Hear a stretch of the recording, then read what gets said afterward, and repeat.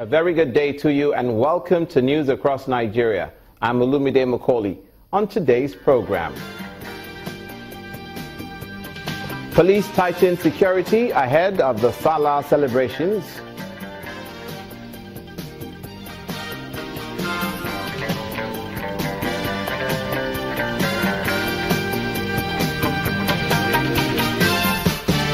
And the police in Abia State broke a peace between herdsmen and farmers.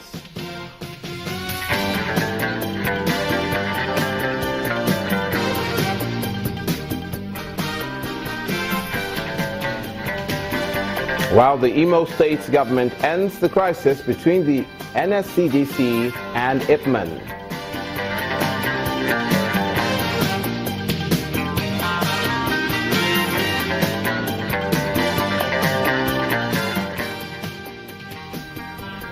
Thanks for joining us. This is where we tell you what's happening currently across the Nigerian Federation. Now it's just 3 days to the Sallah celebrations, and the Nigerian police are already beefing up security in some states in the northern part of the country.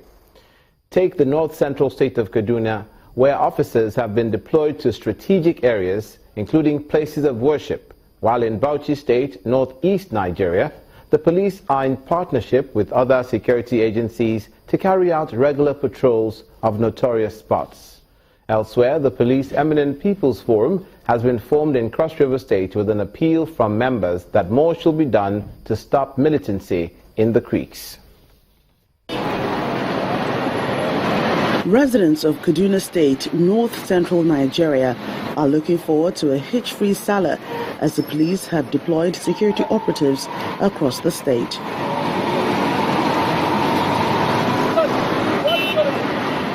Uniformed policemen alongside undercover operatives are placed at places of worship and other strategic locations, while a special squad of mobile policemen will man the Abuja-Kaduna Expressway to ensure the safety of travelers.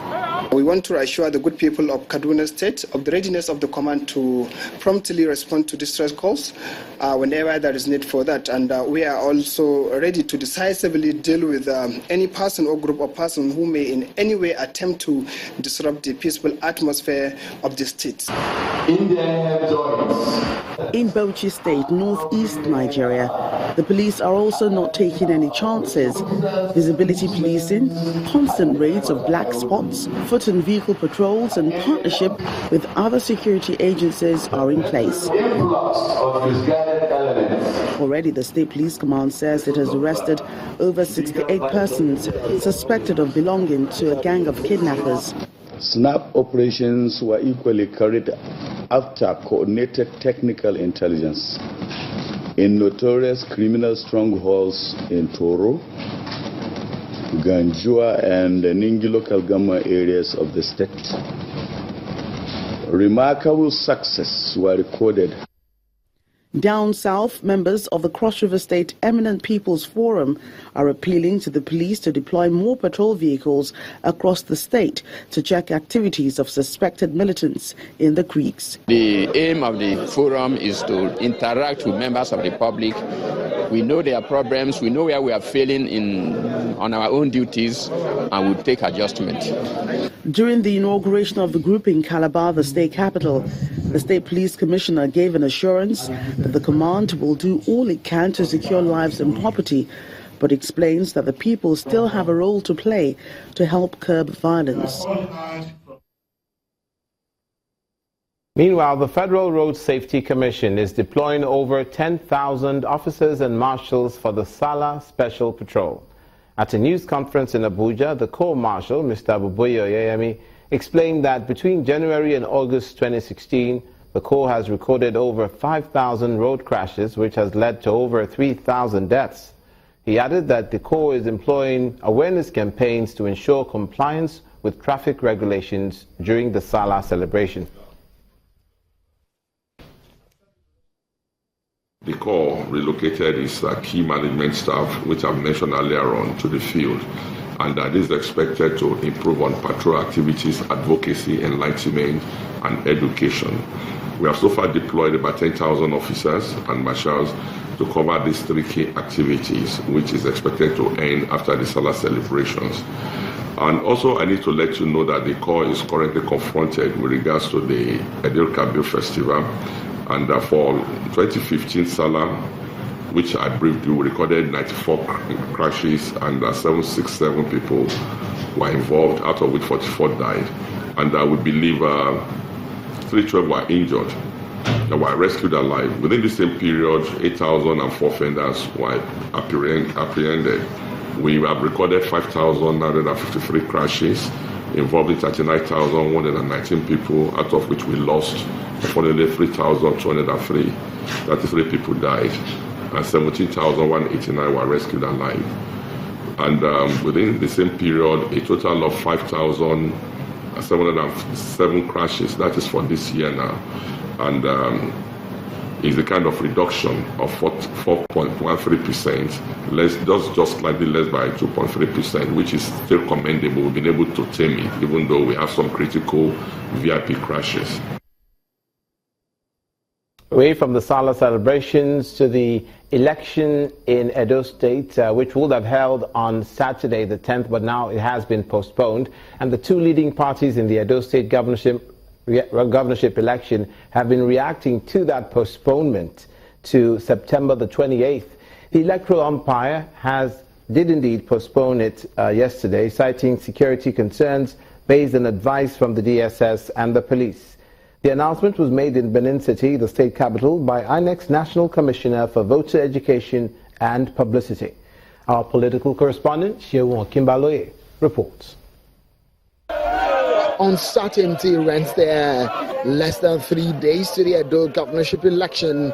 The filters of a possible postponement of the Edo State governorship election filtered in on Wednesday evening with a protest by students who enrolled for secondary school examination, which was later followed by an advice from the DSS and the police of the possible security threat.